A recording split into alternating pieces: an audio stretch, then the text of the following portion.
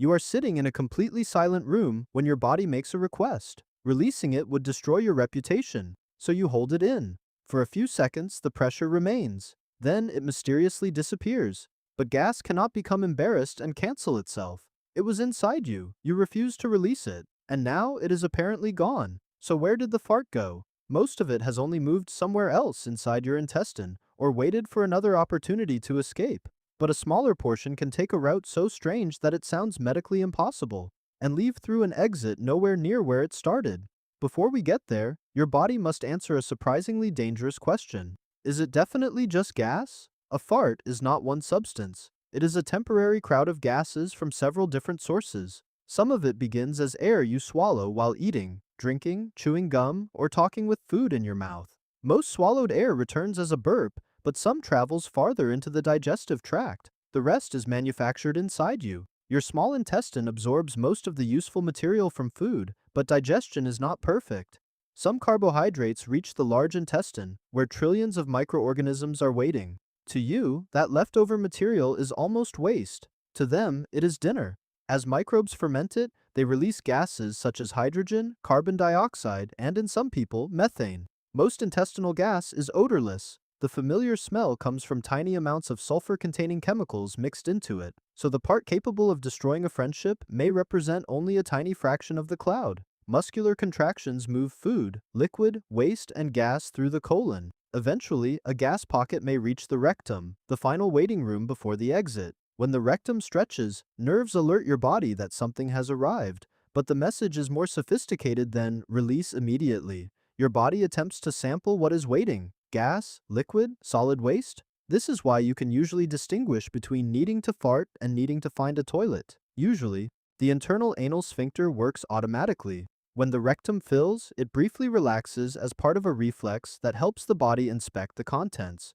The external sphincter is under much greater voluntary control. That is the emergency brake. If the environment is safe, you relax it. If your manager has just stopped speaking and the entire office is silent, you tighten it with the determination of someone protecting national secrets. The exit remains closed, but your intestine does not know that you are in a meeting. It does not understand weddings, first dates, or social reputation. It only knows that gas reached the exit and was not allowed to leave. This creates the fart's first possible destination, back into the system.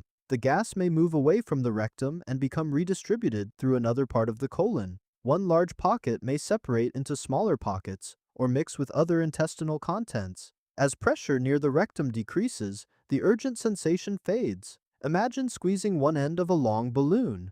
The air does not disappear. It moves into another section. Your colon can behave in a roughly similar way, except this balloon is alive, folded inside your abdomen and still receiving additional material from breakfast. The missing fart is not permanently gone. It is simply somewhere less noticeable. That leads to destination number 2. The same exit, later. Gas continues moving as your intestine contracts. Standing up, walking, changing position, coughing, or relaxing your muscles may bring it back toward the rectum. Then, when you finally reach somewhere private, it escapes. Sometimes slowly, sometimes silently, and sometimes with the confidence of something that has spent the last hour planning revenge. You did not defeat it, you delayed it. But not every gas molecule has to remain inside the intestine until it becomes a fart. Destination number 3 is the strange one. The intestinal wall separates the contents of your digestive tract from a network of blood vessels. Water, nutrients, and many other molecules regularly cross this barrier. Individual gas molecules can cross it too. Some carbon dioxide, hydrogen, methane, and other intestinal gases can diffuse through the intestinal wall and enter the bloodstream. Your blood then carries those molecules through the body until they reach the tiny vessels surrounding the lungs. There, gas can move from the blood into the air inside your lungs, and then you breathe it out. This does not mean an intact fart bubble travels backward through your stomach, climbs your throat, and escapes through your mouth. Individual molecules make the journey, not the complete cloud. This absorption also happens normally. Holding in a fart does not activate a secret emergency system. It simply prevents that particular pocket from immediately leaving through the obvious exit. And no, your breath does not become a concentrated fart. The compounds responsible for the classic smell exist in extremely small amounts, while different gases are absorbed and processed differently. So you are not secretly farting into the face of the person beside you. at least not in the way they would recognize. But can holding in a fart hurt you? For most healthy people, occasionally doing it is uncomfortable, not deadly.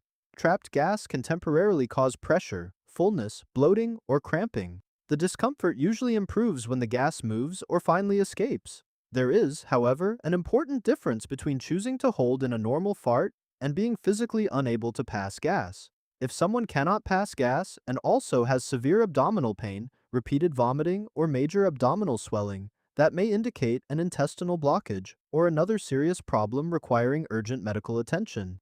In that situation, the danger is the condition preventing gas from moving, not the decision to remain polite during one meeting. Under ordinary circumstances, your body is not going to explode. The gas will not poison you, and it will not remain trapped forever, growing stronger every day like a creature sealed beneath the floorboards. It has three realistic destinations. Most moves elsewhere inside the colon. Much of it waits and escapes later, and some individual molecules may enter the blood and eventually leave through the lungs. So the next time a fart mysteriously disappears, remember, you did not win. The gas merely changed location, and whatever remains is waiting to return at the exact moment the room becomes silent again.